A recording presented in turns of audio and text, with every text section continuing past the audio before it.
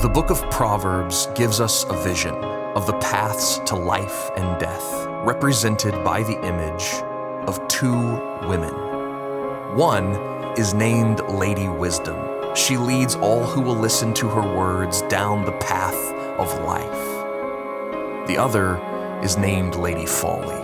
Her lies are calling people off wisdom's path to come and die. And this should remind us of the beginning of the Bible, how in the book of Genesis, God in his wisdom created a garden and put two trees within it. One was the tree of life, which had fruit that would keep you near God and eternally alive.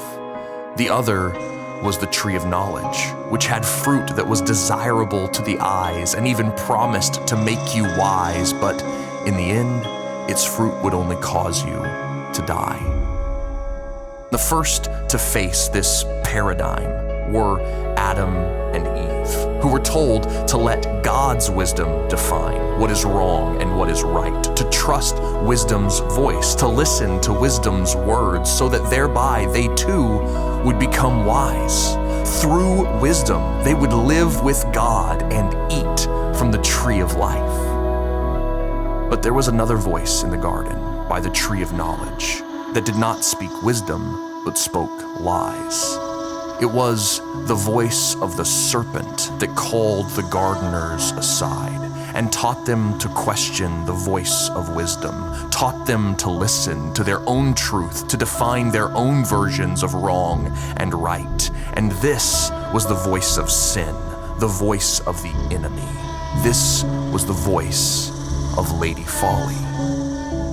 Adam and Eve turned their backs on God, on wisdom, and therefore on life. They turned toward folly, toward sin, which opened up the door for them to die.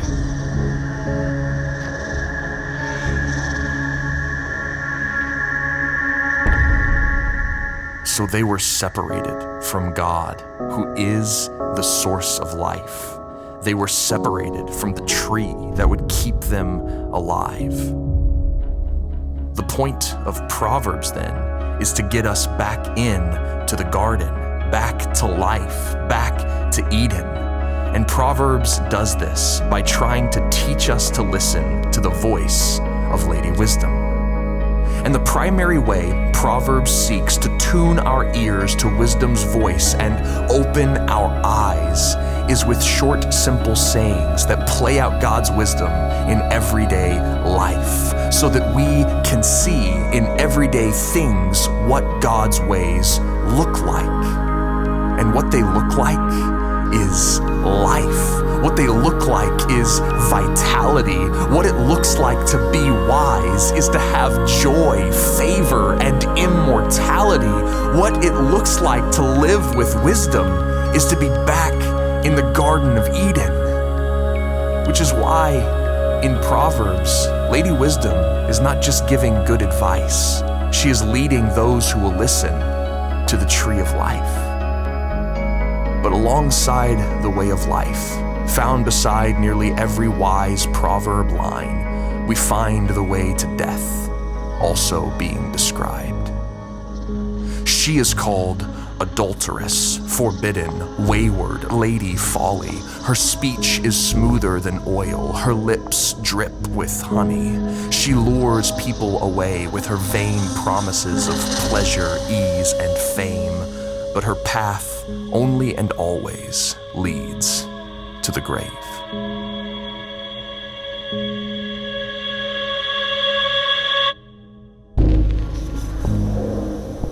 Just like what happened to Adam and Eve when they turned to the forbidden tree, anytime we try to define what is good and right in our own eyes, anytime we try to find pleasure in places God wisely denies, anytime we try to live contrary to what is wise, we take the forbidden fruit and swallow folly's lies.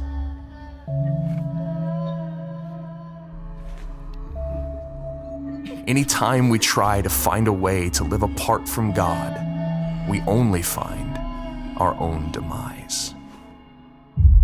And that is because we are trying to live apart from the tree of life, which is why we all die, because doing right is not our default position. We as humans don't naturally listen to the voice of Lady Wisdom. So when we meet her in Proverbs, she is not some quaint, quiet teacher. Instead, she's begging people to listen like some wild street preacher. Proverbs shows us a picture of Lady Wisdom crying loudly along our paths and in public squares, trying to snatch people before they fall into folly's snare. She says if anyone would turn to listen, she would pour her thoughts into them and they would know wisdom, but no one pays attention to this wise rhetorician. And so instead of pouring out wisdom, the foolish will get disaster and distress. Instead of receiving the tree of life, all who follow folly choose the path of death.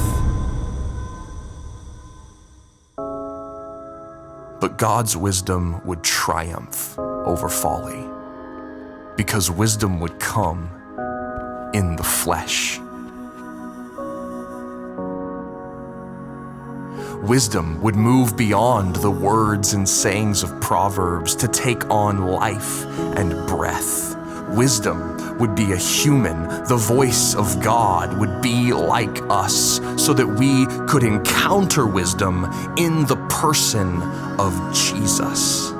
Jesus is wisdom in the flesh. He is Proverbs made alive. He walked on actual paths and spoke in actual squares to show us the actual way to life.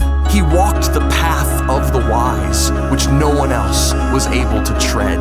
He refused the snares of folly by which everyone had been misled. He earned a way to the tree of life and a way out from the house of the dead. For by trusting in the life Jesus lived and the tree on which he died, we can escape the fruit of death and be fed by the final tree of life. We all approach this path. We all face this choice to follow the ease of Lady Folly or intently listen for wisdom's voice.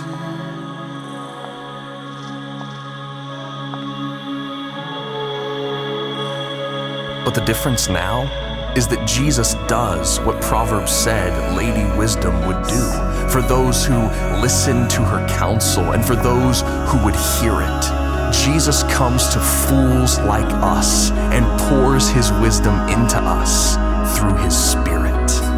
Wisdom has come near us. What used to be a distant voice has now come inside. For the Spirit of wisdom by which Jesus lived, died, and was made alive is the same Spirit guiding those who trust Jesus down the path to the tree of life. Thank you so much for watching our introduction to the Book of Proverbs. We are a nonprofit ministry and we are making introduction videos to every single book of the Bible, showing that book's main theme and how it points to Jesus and his gospel. We are completely donor funded, so if you have enjoyed watching our videos, we invite you to go over to spokengospel.com and become a one-time or even better, a monthly donor to help us make more of these resources that speak the gospel out of every corner of Scripture.